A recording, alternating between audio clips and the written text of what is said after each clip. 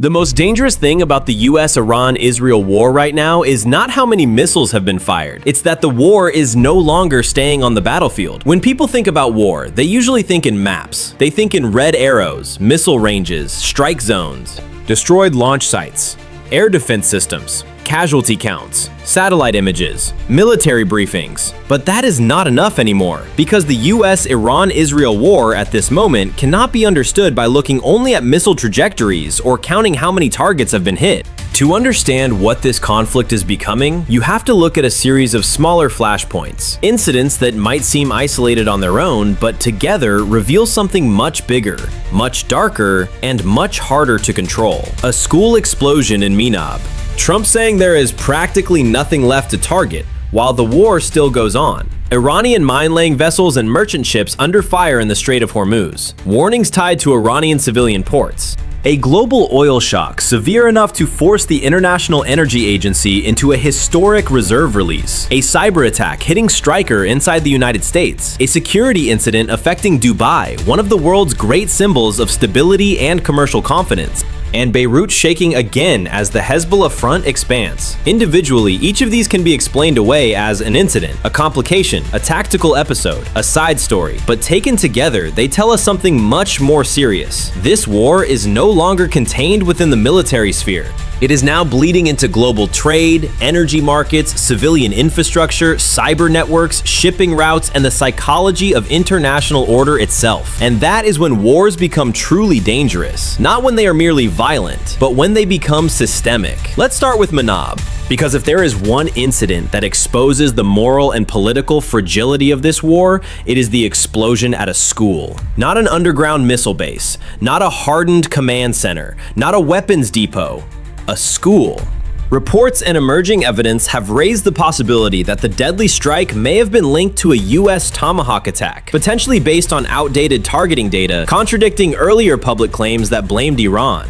And if that is even partially true, then this is not just a tragic operational mistake, it is a strategic wound.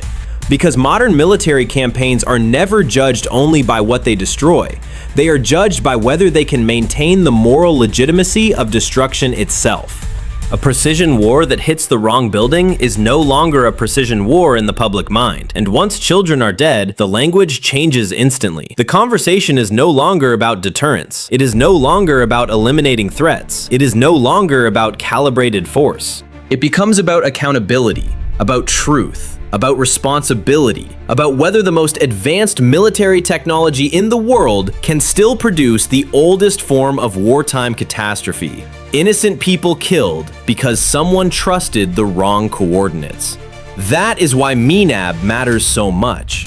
It is not just a humanitarian tragedy. It is a stress test for the entire moral argument behind the war. Now shift from Minab to Washington, because while one story raises questions about legitimacy, another raises questions about clarity. Donald Trump's remark that there is practically nothing left to target sounds, on the surface, like the language of imminent victory. It sounds decisive. It sounds like a commander claiming the campaign is nearing completion. But the problem is what comes next.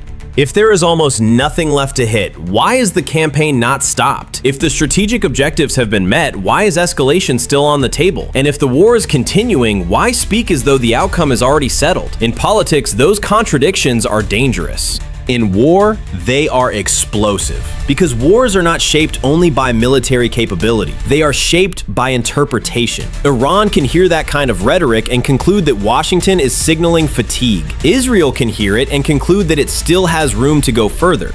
Gulf allies can hear it and conclude that they are trapped inside a crisis with no clearly defined end state. And financial markets hear something even simpler: uncertainty. That gap between words and action can create the single most dangerous condition in any conflict: strategic miscalculation. If one side thinks the other is bluffing, it pushes harder. If one side thinks the other is desperate, it waits longer. If one side thinks victory has already been declared, it may assume escalation now comes at lower political cost. That is how wars drift. Not always through one dramatic decision, but through mixed signals that slowly poison strategic judgment. And nowhere is that judgment more fragile right now than the Strait of Hormuz. On a map, Hormuz looks narrow, almost unimpressive. but strategically, it is one of the most important waterways on Earth. A pressure point for the global economy, a maritime choke point through which a major share of the world's oil and gas moves. And that is exactly why this war does not need a massive naval battle to create global panic. It does not need fleets colliding in open water. It does not need a Hollywood-style showdown. It only needs enough fear, enough mines, enough reports of anti-ship threats, enough merchant vessels struck, enough insurance premiums spiking, enough hesitation from ship owners, enough doubt from traders, enough uncertainty to make commercial actors pull back on their own. That is the brilliance and the danger of asymmetric maritime pressure. You do not need to sink every ship. You only need to make the world afraid to sail. And once that happens, the effect is larger than a naval incident. It becomes a mechanism of economic coercion. That is why the attacks involving mine-laying vessels and merchant traffic matter so much. These are not side notes to the war. They are proof that the conflict has found one of the world's most vulnerable strategic arteries and is squeezing it just hard enough to make everybody feel it. The world does not have to physically run out of oil tomorrow to panic. It only has to lose confidence that oil will move normally next week. That is how fear becomes leverage. And then there is the merchant shipping issue itself. Because once commercial vessels are getting hit, the war has crossed another line. This is no longer just military versus military. It is no longer confined to radar signatures, missile batteries, and naval assets. It is now commerce under fire. And that matters because merchant ships are not abstract symbols. They are the bloodstream of global trade. Every vessel threatened in that corridor connects directly to ports, consumers, supply chains, fuel prices, manufacturing schedules, and inflation pressures thousands of miles away. A strike on a merchant ship in the Gulf does not stay in the Gulf. It travels. It travels to Europe through industry. It travels to Asia through energy demand. It travels to the U.S. through fuel prices and market anxiety. It travels everywhere through shipping costs and risk premiums. That is the real meaning of the Hormuz story. The war is no longer hitting only what armies use, it is hitting what economies need. And from there, the next step is even more troubling: civilian infrastructure being pulled toward the battlefield. Warnings related to Iranian civilian ports make that point with chilling clarity. The legal language may sound technical. If civilian sites are being used for military purposes, they may lose protected status. But behind that legal phrasing is a brutal strategic reality. The boundary between civilian and military space is getting harder to preserve. And when that line blurs, civilians do not move farther away from the war, they move closer to it. The person most at risk is not the official giving the order. It is the dock worker, the truck driver, the maintenance crew, the shift supervisor. The ordinary person trying to make a living in a place that suddenly becomes a legitimate target because war has repurposed the space around them. This is one of the ugliest truths of modern conflict. Every side says it does not target civilians. But the structure of war keeps dragging civilians toward the center of danger anyway. That is what makes the Dubai angle so symbolically powerful. Because Dubai is more than a city. Dubai is an idea.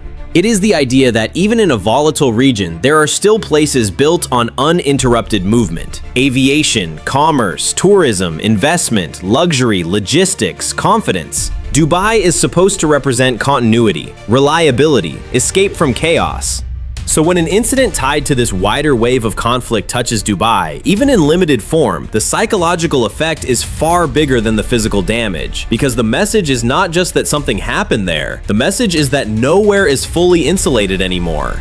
And that matters enormously in geopolitical terms. Markets do not just react to destruction, they react to the collapse of assumptions. If Dubai can be touched, then the old mental model, the one that says war stays over there while business continues over here, starts to break down. And when that model breaks down, capital becomes more nervous, aviation becomes more cautious, insurers become more expensive, and every global actor with exposure to the region starts recalculating risk.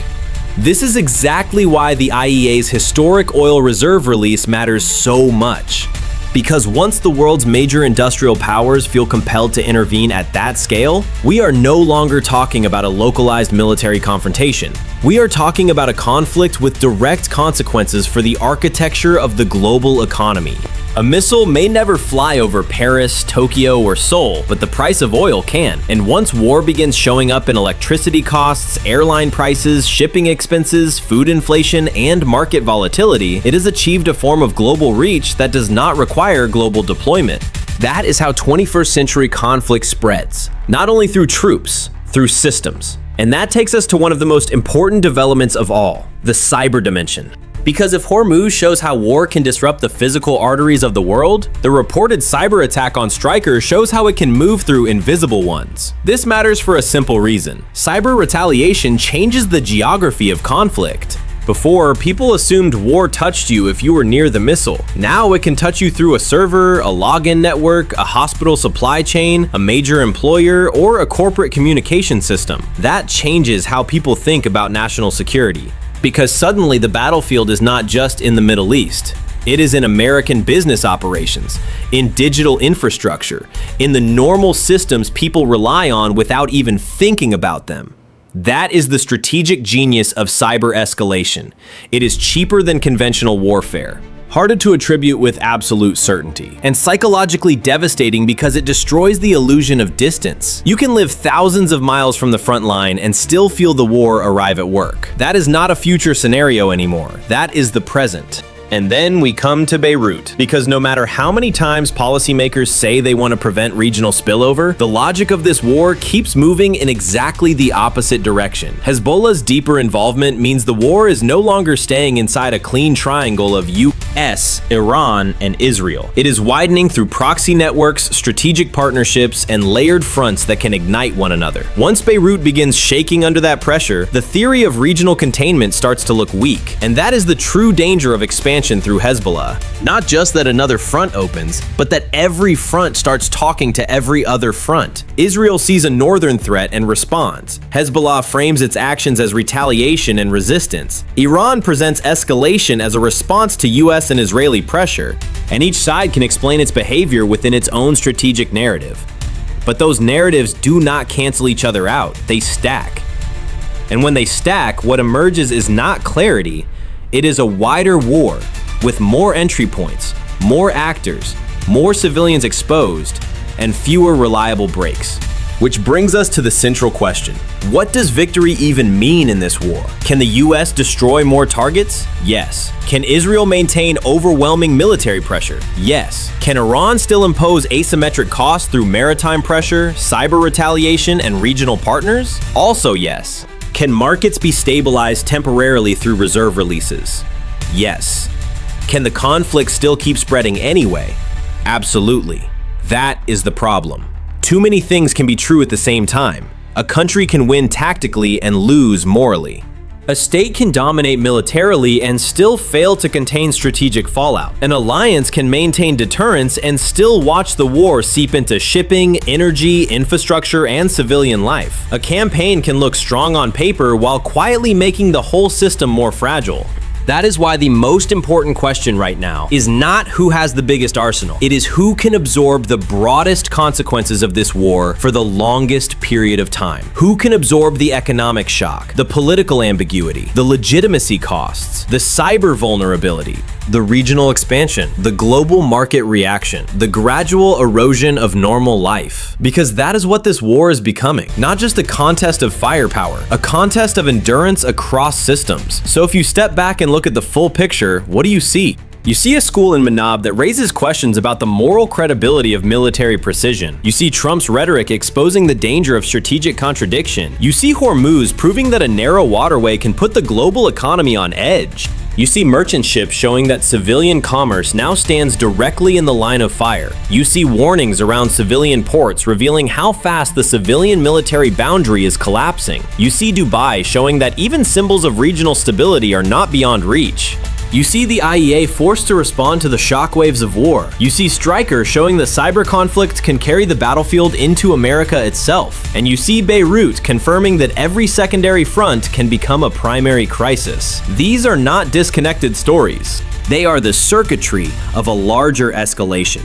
And that is why the real danger of the U.S. Iran-Israel war is not simply that it is intense, it is that it is spreading into everything people depend on to live a normal life. Trade, energy, transportation, digital systems, civilian infrastructure, and public confidence. Modern war no longer kills only with bombs. It kills with disruption, with fear, with paralysis, with price spikes, with uncertainty, with the collapse of distance, with the feeling that no place is truly outside the blast radius anymore. And once a war reaches that stage, it stops being just a regional conflict. It becomes a test of whether the international system still has the power to contain violence, before violence starts redesigning the system itself. That is the real story now, and that is why this war is far more dangerous than it looks.